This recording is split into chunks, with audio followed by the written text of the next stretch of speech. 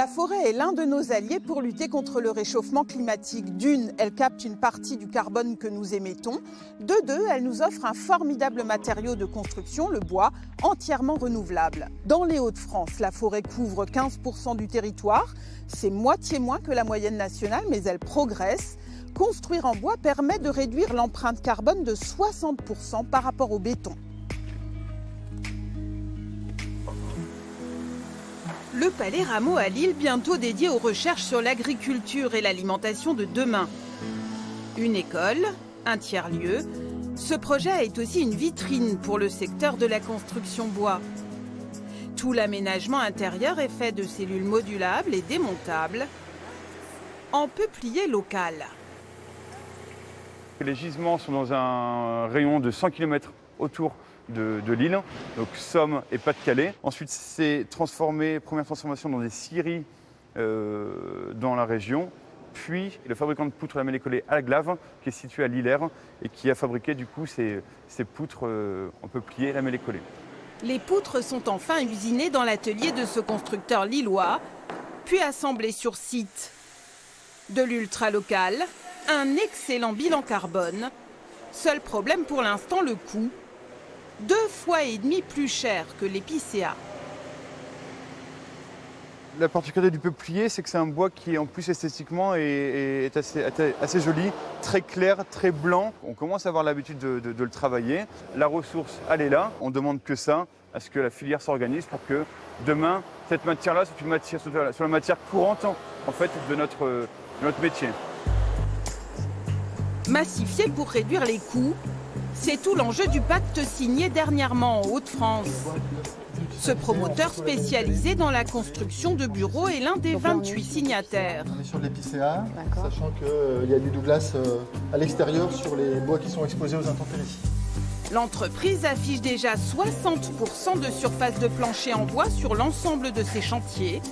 Son objectif, aller vers du 100% français. On essaye d'imposer le bois français et de plus en plus on va travailler donc, avec Fibois Hauts-de-France pour travailler sur des bois régionaux qui sont en peuplier et pour les intégrer dans nos constructions. Le pacte doit doper la filière. Aujourd'hui, dans la région, seuls 10% des bureaux, moins de 5% des maisons sont construits en bois. Ce matériau qui emprisonne le carbone. On sait qu'à la fin de la vie du bâtiment, le matériau sera réutilisé et en tout cas, on ne libérera pas le carbone. Donc déjà, c'est vraiment un stockage de carbone qui va durer tout du long. Et l'autre aspect, c'est la vie du chantier. C'est-à-dire qu'en fait, on est sur des chantiers qui sont beaucoup plus rapides parce que souvent, c'est préfabriqué en atelier, ça arrive, ça se monte vite. Et donc, la durée du chantier est plus courte. Et de ce fait, les émissions de gaz à effet de serre du chantier sont réduites également par rapport à ça. Construire, c'est bien. Rénover, c'est indispensable, surtout avec des isolants biosourcés, c'est-à-dire naturels et renouvelables. C'est le deuxième volet du pacte. Dans cette cité minière, 300 logements sont isolés avec de la fibre de bois ou du béton de chanvre. Là, on est en semaine 5 de séchage, donc on a encore une semaine de séchage et après on pourra attaquer tout ce qui est placo pour en faire la suite du logement. Le gros avantage du béton de chanvre, c'est que dans 100 ans, le parement, on enlève le parement, on retrouvera l'isolant tel qu'on l'a mis aujourd'hui, là où un isolant minéral classique sera peut-être descendu dans l'épaisseur du mur et ne donnera plus la qualité d'isolant qui est donnée aujourd'hui. Un matériau hyper performant mais cher, 3 fois le coût d'une laine minérale. La fibre de bois devient plus abordable. Ce bailleur, signataire du pacte, est très engagé pour aider les filières locales à se développer. On s'est rapproché des coopératives agricoles pour essayer de les motiver.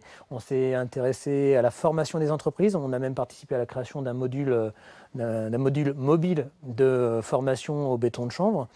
Donc on essaye finalement d'impliquer tous les maillons de la chaîne de la construction pour que cette filière puisse se créer. Sans chauffage, il fait 21 dans la maison. Maintenant, on est bien.